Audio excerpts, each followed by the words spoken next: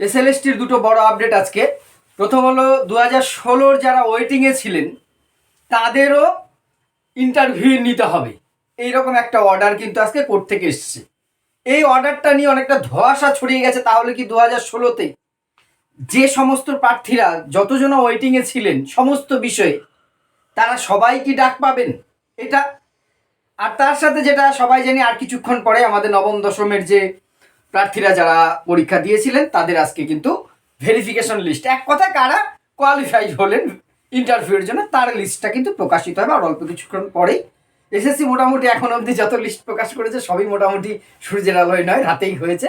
সেই হিসাবে এটাও রাতেই হবে, আজকে 7টার দিকে বলেছে, জানি না কটায় হবে। তারপরে তো সার্ভার ডাউনের ব্যাপারটা একটু হবেই। এই দুটো বিষয় নিয়েই কয়েকটি কথা বলবো। প্রথম যে বিষয়টা, কলকাতা হাইকোর্ট জাস্টিস অমৃতা সিনহার এজলাস থেকে আজকে যে একটি রায় বেরিয়েছে, মানে এটা নির্দেশ, রায় বলবো কিনা জানি না, নির্দেশ বেরিয়েছে যে 2016 কিছু ওয়েটিংয়ের প্রার্থী যারা ছিলেন তারা মামলা করেছিলেন, তাদের বাদ দেওয়া হয়েছিল এই ইন্টারভিউ থেকে। কি পারপাস সবাই কিন্তু না, আগেই বলছি, একটু বোঝার বিষয় আছে এখানে। 2016 যারা ওয়েটিংয়ে ছিলেন তারাও বয়সের রিল্যাক্সেশন পাবার কথা, যেহেতু যোগ্য শিক্ষক শিক্ষিকারা যদি পেয়ে থাকেন। আমি বারবার বলেছি, সবচেয়ে বেশি যদি কেউ বা কারা সবচেয়ে বেশি পরিমাণ বঞ্চিত হয়েছেন তারা 2016 ওয়েটিংয়ে যারা ছিলেন, তারা কিন্তু এক্সপিরিয়েন্সের নম্বরও পাননি, কিছুই না। এবার তাদের বয়সের রিল্যাক্সেশন পাওয়ার কথা ছিল, এরকম একটা ব্যাপার ছিল। তারা অনেকেই তাদের মধ্যে এবারে রিটেনে কোয়ালিফাই করেছেন। ভেরিফিকেশনে যাওয়ার পরে তাদের কিন্তু বাদ দেওয়া হয়েছে, কারণ তাদের বয়সের লিমিটটা ছাড়িয়ে গেছে। এক্ষেত্রে স্কুল সার্ভিস কমিশন তাদের বয়সের রিল্যাক্সেশনটা দিতে রাজি নয়। এবারে সেই প্রার্থীদের মধ্যে অনেকেই বা হয়তো বেশ কিছুজন তারা কলকাতা হাইকোর্টে মামলা করেছিলেন যে আমাদেরও তো বয়সে ছাড় পাবার অধিকার রয়েছে। যদি শিক্ষিকারা পেয়ে থাকেন, আমরা তো ওয়েটিং বঞ্চিত হয়েছি সবচেয়ে বেশি, আমরা কেন এজ রিল্যাক্সেশনটা পাবো না? আজকে কিন্তু হাইকোর্ট সেই রায়টাই দিয়েছে যে যারা এরা সবাই কিন্তু একাদশ দ্বাদশের ডাক পাও, কারণ নবম দশমের এখনো বেরোয়নি। একাদশ দ্বাদশে সেই 2016 ওয়েটিং থেকে যারা ডাক পেয়েছিলেন তাদের মধ্যে যারা মামলা করেছিলেন, সেই পিটিশনার যারা ছিলেন তাদেরকে ইন্টারভিউ নিতে হবে। তারা যে সাবজেক্টেরই হোক না কেন, হতে পারে তার মধ্যে বাংলা, ইংরাজি, পলিটিক্যাল সায়েন্সেরও কেউ আছেন। এই ইন্টারভিউগুলো তো হয়ে গেছে এই সাবজেক্টগুলোর, কিন্তু তাদের স্পেশালি কিন্তু ইন্টারভিউ নিতে হবে। প্রয়োজনে তাদের ভিডিওগ্রাফি রাখা যেতে পারে, সেটা এসএসসি কি করবে এসএসসি জানে।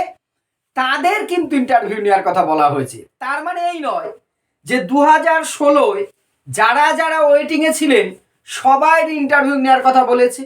আর একটা মন্তব্য ভেসে বেড়াচ্ছে, সে কি বাবা, রিটেন না দিয়ে এরা সরাসরি ইন্টারভিউ, না, এটা ভুল ভাবছেন, তা কিন্তু নয়।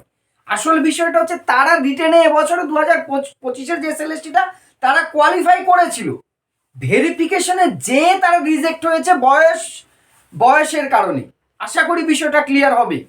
যারা বয়সের কারণে ভেরিফিকেশনে যে দেখা গেছে যে বয়স রেস্ট্রিকশনটা আছে তার থেকে তাদের বয়স স্বাভাবিকভাবেই বেশি হয়ে গেছে, তাদের বাদ দেওয়া হয়েছিল। তখন তারা বলেছিল কেন আমরা এজ রিল্যাক্সেশন বা বয়সের ছাড়টা পাবো না। এসএসসি তাদের কথা শুনেনি, তারা কলকাতা হাইকোর্টে গিয়েছিল। যারা মামলাটা করেছেন বা 2016 যারা ওয়েটিংয়ে ছিলেন এবারে রিটেনে কোয়ালিফাই করতে হয়েছে, এমন নয় যারা 2016 যারা ওয়েটিং ছিলেন এবারে রিটেন পরীক্ষা না দিয়ে সরাসরি বাই বাই।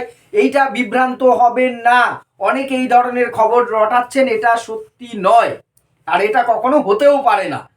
তাহলে আর ওই প্যানেলের তো সবাইকে সরাসরি ভাইবা নিলে ঝামেলা মিটে যেত, তা কিন্তু নয়। এটাই মূল ব্যাপার, তাদের স্পেশালি হবে।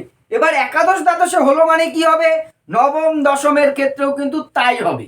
এবার দেখা যাক এসএসসি কি করে। এসএসসি সরাসরি তাদেরকে ভেরিফিকেশনে রিজেক্ট না করে তাদের ইন্টারভিউটা নেয়, নাকি এমন করে যে তাদের আবার রিজেক্ট করে দেয়। আবার একদল 2016 যারা ওয়েটিং তারা হয়তো নবম দশমে কোয়ালিফাই করলো বয়সের কারণে, তাদের যদি রিজেক্ট করে তারা আবার তাহলে হাইকোর্টে যাবে। যেহেতু একটা রায় বেরিয়েছে, দ্বিতীয় রায় সেই পক্ষেই যাবে, এটাই মোটামুটি অনুমান বা এটাই হওয়ার কথা। অর্থাৎ 16 তাহলে আশা করি বিষয়টা ক্লিয়ার হলো। আর এবারে যেটা আজ কিন্তু নবম দশমের রেজাল্ট আউট হচ্ছে। রেজাল্ট আউট বলতে ভেরিফিকেশনে কারা কারা ডাক পাচ্ছেন তাদের, অর্থাৎ এটাকে প্রাথমিক রেজাল্ট আমরা বলতেই পারি। স্কোর কার্ড তো আমরা দেখেই নিয়েছি। 80 নম্বরের মধ্যে আজকে প্যানেলটা বেরোবে, 100 নম্বরের নয়। 80, 60 হচ্ছে রিটেন, এবারে সরি আর হচ্ছে আমাদের একাডেমিক যেটা আছে এবং এক্সপিরিয়েন্স, ঠিক আছে? রিটেনের 60, এক্সপিরিয়েন্সের এবং একাডেমিক, এই 80 নম্বরের ভেতরে কিন্তু প্যানেলটা বেরোবে। এবার আমরা আগের বারে দেখেছি এই 80টা তো ইন সার্ভিস 16 সাল তাদের জন্য 80, কিন্তু একজন ফ্রেশার ভাই বোনের জন্য কিন্তু 80 নয়, তার জন্য 70 তার বরাদ্দ, কিন্তু প্যানেলটা হবে 80-র মধ্যে। সত্যি এটা আগের বার আমরা 11-12 দেখেছিলাম, অনেকে 73, 74, 75 স্কোর করেও প্যানেল থেকে বাদ গেছে। 60-এ 60 পেয়ে 73, 74 বাদ যায়নি, মানে 73, 74 কাট অফ নেমেছে, 70-এ 70 পেয়েও কেউ কেউ ডাক পায়নি। মার্জনা করবেন আমার কথাটা, মানে 60-এ 60 পেয়েছে, একাডেমিকে তার 10-এ 10 আছে, 70-এ 70 পেয়েছে, কিন্তু কাট অফ নেমেছে 70, 72, 70-এর বেশি, 73, 74, 75। আশা করবো এবার এমন কিছু হবে না। আমার ফ্রেশার ভাই বোন যারা নতুন এতদিন পরে সুযোগ পেয়েছে তারা সুযোগ পাক। এবং একটা অনুরোধ থাকবে, একাদশ দ্বাদশে যে সমস্ত ইন সার্ভিসরা ডাক পেয়েছেন, 16 ইন সার্ভিসরা এক্সপিরিয়েন্স নম্বর নিয়ে, দয়া করে তারা এই নবম দশমে আশা করব যে তারা ফ্রেশারদের সুযোগ দিয়ে দেবেন। এবার একটা ব্যাপার, ওইখানে ইন্টারভিউ দিয়ে আমার হবে কিনা গ্যারান্টি নেই, আমি বললেই সেটা কেউ ছেড়ে দেবে সেটাও বলা যায় না। এবার যাই হোক, আশা করি এখানে কিন্তু অন্তত ফ্রেশারদের সুযোগটা অনেক বেশি হবে, ফ্রেশাররা অনেক বেশি সুযোগ পাবেন, এই আশাটা আমরা করছি। এবার দেখা যাক, না চালে তো বিশ্বাস নেই, একটু পরেই 7টার পরে হয়তো রেজাল্টটা দেখা যাবে।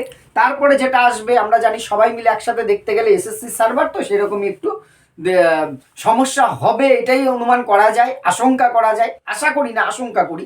তবে ঘাবড়াবেন না, একটু ওয়েট করলে নিশ্চয়ই রেজাল্ট দেখতে পারবেন। সবার জন্য অনেক অনেক অনেক শুভকামনা রইল, ভালো হোক। ইন্টারভিউয়ের প্রস্তুতি এর পরবর্তীতে চলবে, 11-12টা মিটে গেলে কিন্তু নবম দশমের ইন্টারভিউ শুরু হবে, আপনারা প্রস্তুতিটার মধ্যে থাকবেন।